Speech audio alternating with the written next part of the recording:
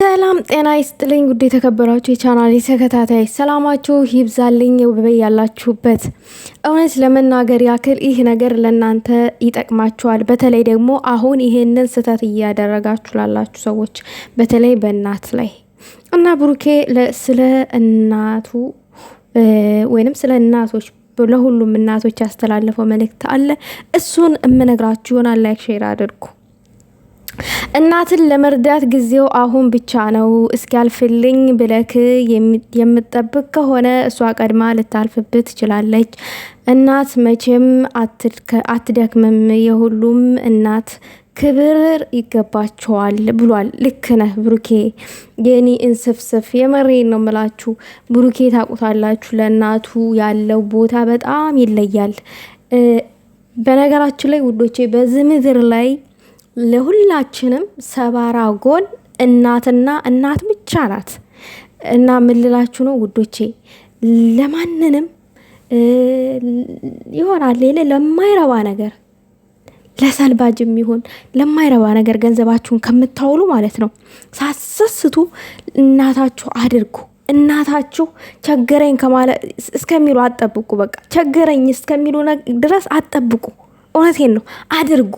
ለእናት እኮ ውለታዋን ለመክፈል እኔ ግራ ገብቶኝ ምን ውለታዋ እኮ ተከፍሎ አያልቅም። በእርግጥ ምንም ይገልጣት ነገር የለም እሷ በዚህ ምድር ላይ ምንም ነገር ማለት ነው።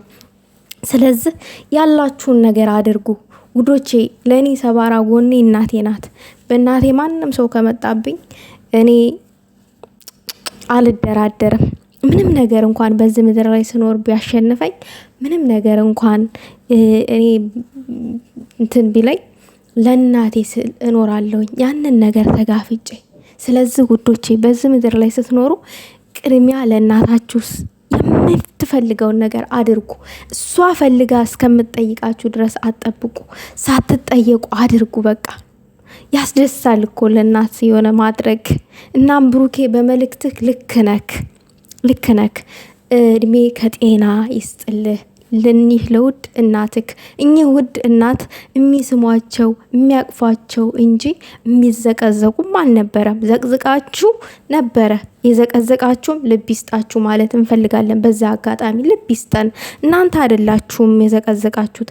እናንተን የሚታገል ከእናንተ ጋር ሴጣን ስላለ ነው እንጂ ይሄን ልታረጉ የቻላችሁት እውነት እናታችሁን ጠልታችሁ ወይንም ለእናት ፍቅር ሳይኖራችሁ ቀርቶ አይደለም። ነገር ግን የሆነ ያልሆነ ነገር እንድታደርጉ ያዘዛችሁ መንፈስ ሊኖር ይችላል። ያንን መንፈስ ደግሞ መድኃኔዓለም ይታገልላችሁ ነው ማለት የምፈልገው።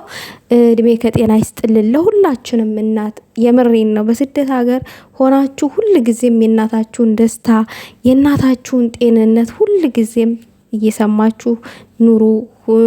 በቃ አትሸልቹ። በአጠቃላይ ለእናታችሁ እኔ ይሄንን ነው ማለት የሚቆጨንን ነገር ማድረግ የለብንም።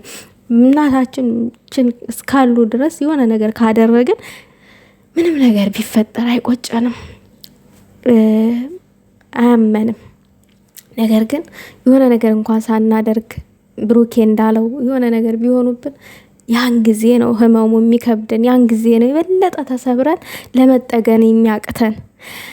ላይክ ሼር አድርጉ።